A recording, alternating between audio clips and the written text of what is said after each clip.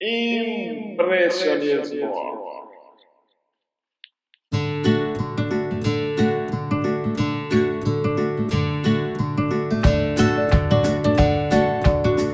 Bom, garrancheiras e garrancheiros, vamos chegando agora ao nosso impressionismo. Degustem sem moderação. O impressionismo deu início às grandes tendências da arte do século XX e mudou radicalmente o conceito estético que tinha servido de guia para a produção artística durante os séculos anteriores, e surgiram novas vias de investigação que resultaram em formas de expressão muito diferentes das aplicadas até aquele momento. Os pintores impressionistas procuraram registrar em suas telas as constantes alterações que essa luz provoca nas cores da natureza, a partir da observação direta do efeito da luz solar sobre os objetos. Não houve nenhuma teoria que orientasse a criação artística desses pintores. Havia apenas algumas considerações gerais, muito mais práticas do que teóricas, que os artistas seguiam em seus procedimentos técnicos para obter os resultados que caracterizaram a pintura impressionista. A pintura impressionista deveria registrar as tonalidades que os objetos adquirem ao refletir a luz solar em um determinado momento, pois as cores da natureza se modificam constantemente dependendo da incidência da luz do sol. As figuras não devem ter contornos nítidos, pois a linha é uma abstração do ser humano para representar as imagens. As sombras devem ser luminosas e coloridas, tal como é a impressão visual que nos causa, e não escuras ou pretas. Os contrastes de luz e sombra devem ser obtidos de acordo com a lei das cores complementares. Assim, o amarelo próximo a um violeta produz uma impressão de luz e sombra muito mais real do que o claro-escuro tão valorizado pelos pintores barrocos. As cores e tonalidades não devem ser obtidas pela mistura das tintas na paleta do pintor. Pelo contrário, devem ser puras e dissociadas nos quadros, em pequenas pinceladas. É o observador que, ao admirar a pintura, combina várias cores, obtendo o resultado final. A mistura deixa, portanto, de ser técnica para ser óptica. A primeira vez que o público teve contato com a obra dos impressionistas foi uma exposição coletiva realizada em Paris, em abril de 1874. Mas o público e a crítica reagiram muito mal ao novo movimento, pois ainda se mantinham fiéis aos princípios acadêmicos da pintura. Entre os expositores estavam Renoir, Degas, Pissarro, Cézanne, Sisley, Monet e Morisot. Só na década seguinte é que os impressionistas começaram a ser compreendidos pela crítica e pelo público.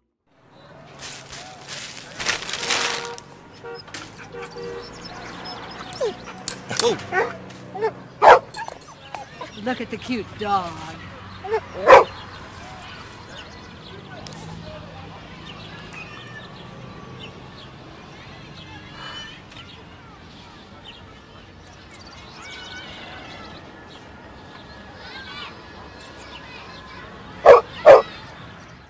Então, a primeira impressão é a que fica? A grande preocupação de Claude Monet são as pesquisas com a luz solar refletida nos seres humanos e na natureza. O quadro Mulheres no Jardim marca o início dessa fase em sua pintura. A partir daí, Monet entusiasma-se pela pintura ao ar livre, que lhe permite recriar os efeitos da luz do sol diretamente da natureza, como podemos ver em La Grenouillère e a impressão pôr do sol, ou impressão sol nascente. e também em Mulher com Sombrinha, de 1875. Entre 1892 e 1893, Claude Monet alugou salas em frente à Catedral de Rouen, depois de pintar a fachada da catedral algumas vezes. Modificava seu ponto de vista, representando a sucessiva variação da luminosidade e das sombras, de acordo com a incidência de luz sobre o edifício. Monet pintou mais de 30 telas ao todo.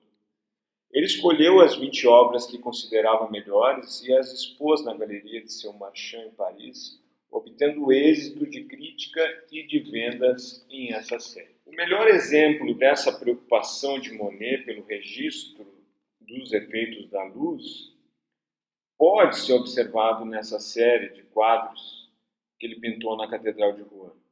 Tomando como tema a fachada dessa construção gótica, o artista pintou-a em vários momentos do dia, registrando assim as diferentes impressões que o edifício lhe causava. Essa obra aqui é La Grenouillère. Eu vou até trazer a nossa tradutora do Google,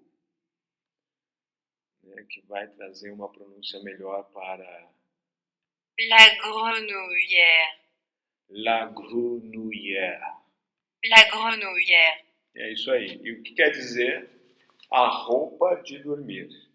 Nessa obra aqui, o Monet e o Renoir fizeram elas, né, tiveram a mesma paisagem, o mesmo tema, e também a obra se chamou o mesmo nome para os dois pintores, né?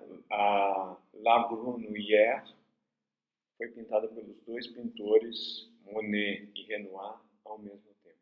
Essa aqui é La Grenouillère do Renoir.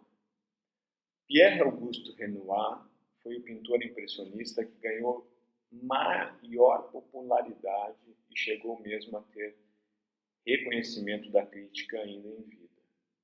Seus quadros manifestam otimismo, alegria e a intensa movimentação da vida parisiense do fim do século XIX.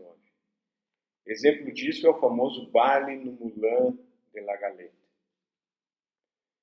em que as pessoas movimentam-se numa atmosfera feliz de cores e sorrisos. A tela no Moulin de la Galette, do pintor francês Pierre-Auguste Renoir, retrata a alegria desse salão parisiense de dança ao ar livre. Renoir conseguiu transpor para a tela toda a festividade, a cor e o divertimento dos pares dançando no centro do salão. Representar a alegria de festas populares em Maceió e em Salvador também foi a intenção das fotos de Marcel Gauthieron, um fotógrafo franco-brasileiro. As imagens foram produzidas seguindo o desejo de captar visualmente a experiência das festas de rua de nosso país. Percebam como a tela de Renoir e as fotos de Gauthieron dialogam sobre temas semelhantes, mesmo se encontrando em períodos históricos diferentes.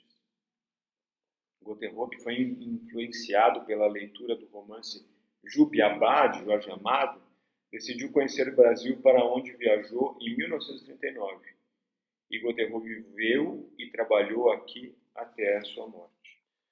Desde 1869, depois de superar as influências de Courbet, um pintor realista já consagrado, Renoir manifestava claramente sua adesão ao movimento impressionista em La Grenouillère. Nessa tela, ele retrata uma cena segundo a impressão determinada pela luz solar no momento efêmero de um dia alegre.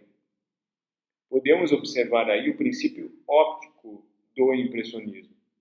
As manchas coloridas unidas visualmente pelo observador compõem um todo percebido como uma reunião festiva. A cena representada foi pintada ao mesmo tempo por Monet e Renoir. Esse fato, além de ter dado fama às duas telas, Mostra bem como os dois artistas estavam empenhados em explorar as superfícies refletoras de luz, tal como a água de La Grenouillère. Apesar de ter feito parte do grupo dos impressionistas, Edgar Degas teve nele uma posição muito pessoal. Sua formação acadêmica e sua admiração por Ingres fizeram com que valorizasse o desenho e não apenas a cor, que era a grande paixão do impressionismo. Além disso, foi pintor de poucas paisagens e cenas ao ar livre. Os ambientes de seus quadros são interiores e a luz é artificial. Sua grande preocupação era flagrar um instante da vida das pessoas, apreender um momento do movimento de um corpo ou da expressão de um rosto. Além disso, são suas telas com bailarinas, tais como o ensaio de balé, no palco, 4 bailarinas em cena e o ensaio. Observando o ensaio, a gente vê a leveza dos movimentos, a delicadeza das cores em pastel e a sutileza do desenho. A contribuição mais importante de Degas para a pintura moderna é a angulação oblíqua e o enquadramento das cenas, com objetos e pessoas em primeiro plano, o que dá maior profundidade à composição. Essa característica revela a grande influência que a fotografia exerceu sobre ele. É inegável, por exemplo, a semelhança de muitos de seus quadros com fotografias instantâneas, pois as pessoas são pintadas como se tivessem sido imobilizadas em plena ação que realizam, despreocupadas com a presença do artista. O inventor francês Joseph Nicephore Niepce obteve as primeiras imagens fotográficas. Ele começou seus experimentos no campo da fotografia em 1793, mas as imagens que registrava logo desapareciam. Ele batizou seu processo de registro de imagens de heliografia e que demorava cerca de 8 horas para produzir uma imagem real. Apesar de Niepce ter produzido as primeiras imagens fotográficas, quem ficou conhecido como o inventor da fotografia foi Louis-Jacques Daguerre, físico e inventor que em 1869 apresentou na Academia Francesa de Ciência, em Paris, um aparelho chamado daguerreótipo. Nele, a imagem era captada sobre uma placa de cobre recoberta por uma fina camada de prata que depois passava por um processo químico para revelar essa imagem. A daguerreotipia foi utilizada na Europa até 1850 e no Brasil até cerca de 1870. A daguerreotipia foi trazida ao Brasil por Louis Comte, abade de uma corveta francesa que em 1840 fez uma demonstração para Dom Pedro II.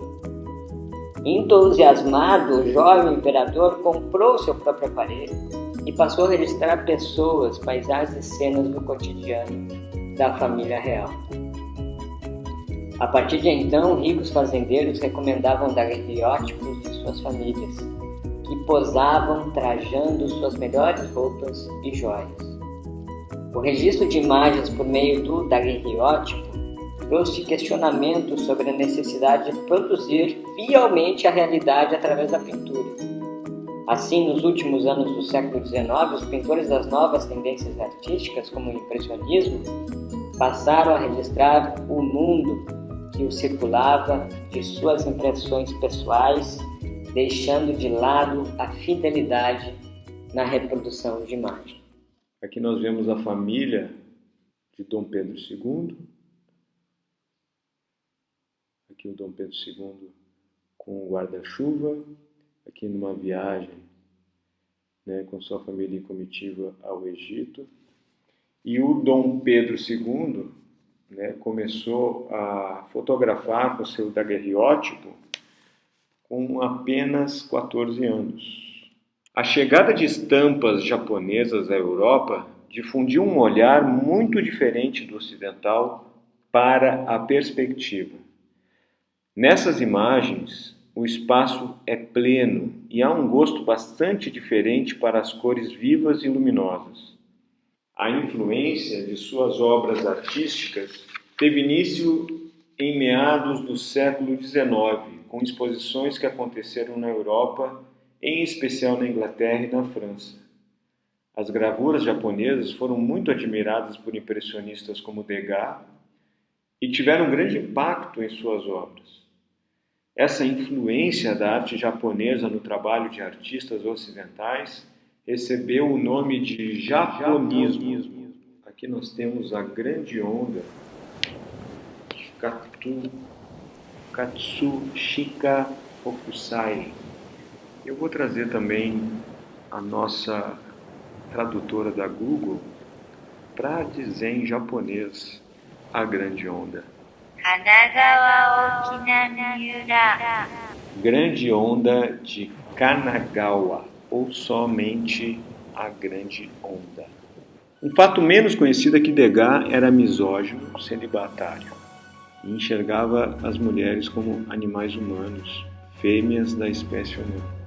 Na obra Little Dancer, Aged 14, da escritora Camille Laurens, a escritora vai falar sobre a modelo dessa escultura, Marie van Goethen, e vai fazer todo um estudo sobre o artista e a modelo. As meninas que se tornavam bailarinas, segundo a autora Camille Laurens, às vezes com apenas 8 anos de idade, trabalhavam 10 a 12 horas por dia, 6 a 7 dias por semana, sob condições devastadoras.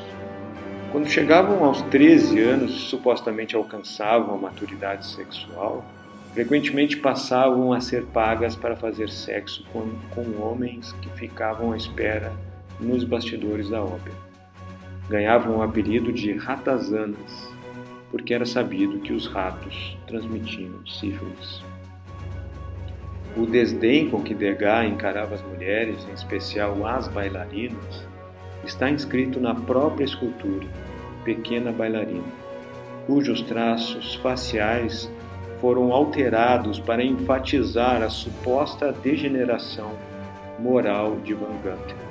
Degas subscrevia a fisiognomonia, doutrina que supõe que os comportamentos criminosos sejam geneticamente transmitidos e, portanto, se manifestam em traços físicos das pessoas.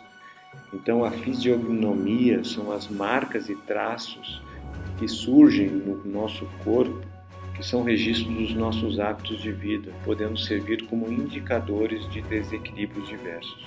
Assim, ele achatou o crânio de Van Goethen e esticou o queixo dela para deixá-la com uma aparência especialmente primitiva, em um reflexo visual de um estado interno.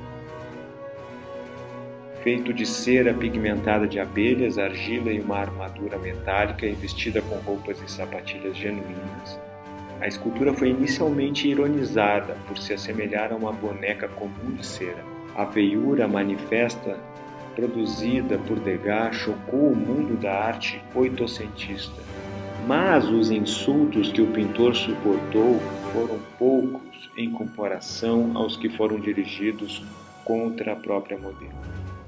Descrita por um crítico de arte como tendo rosto doentio e acinzentado, precocemente envelhecido e marcado. Com Little Dancer, Laurens se debruça sobre um problema contemporâneo persistente. O que fazer com obras de arte altamente apreciadas, mas cujas origens são repulsivas? Não devemos desviar nosso olhar, exorta Laurens, por seu exemplo.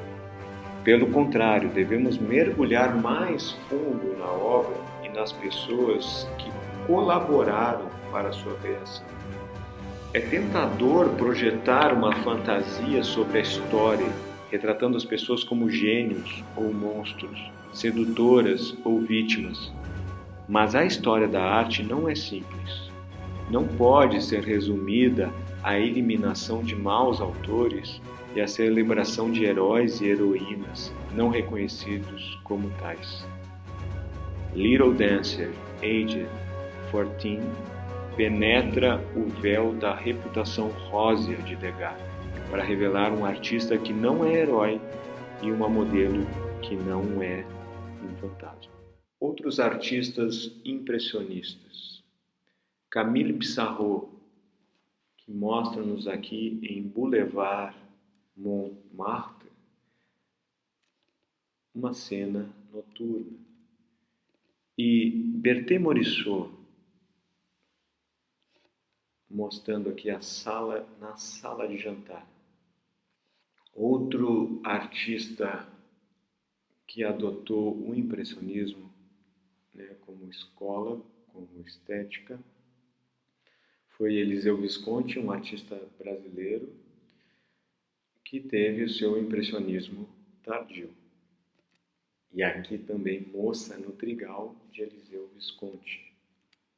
E tudo isso para resumir que o impressionismo ele pode ser comparado com uma câmera Polaroid, com a referência que alguns pintores impressionistas tinham dos ângulos da fotografia, que os fotógrafos usavam, e também pela instantaneidade das imagens.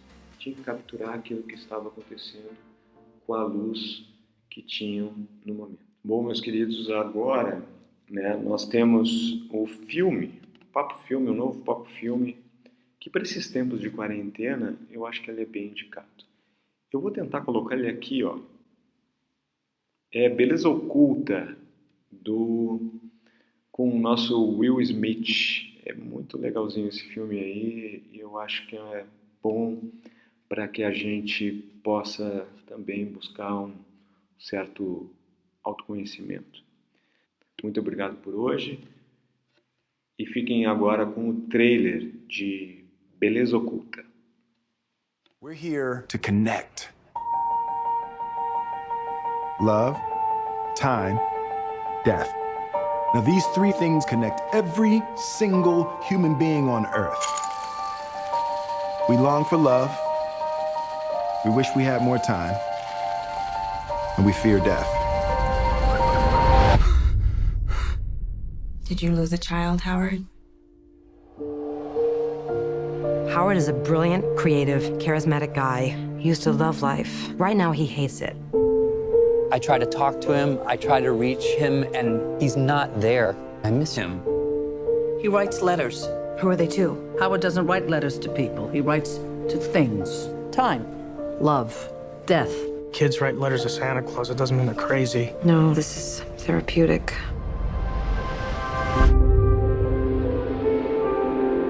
Who did you write the letter to? I wrote the letter to death. Nice to meet you. They're charmed, I'm sure. Nope. People write letters to the universe all the time. Most don't get a personal response, but you are. I don't want this. I'm time. I'm a gift, and you're wasting it. You're gonna think I'm crazy, but I'm having conversations. I am love. Don't try and live without me, Howard. I saw you in her eyes when she called me daddy, and you betrayed me. I'm the reason for everything. If you can accept that, then maybe you get to live again.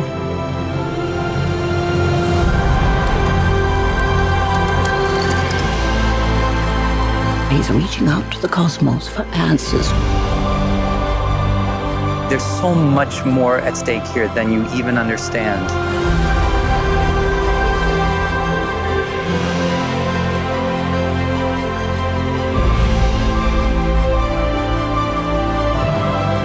You've been given a gift.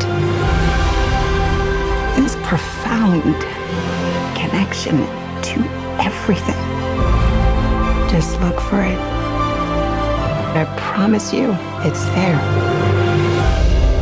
The collateral beauty.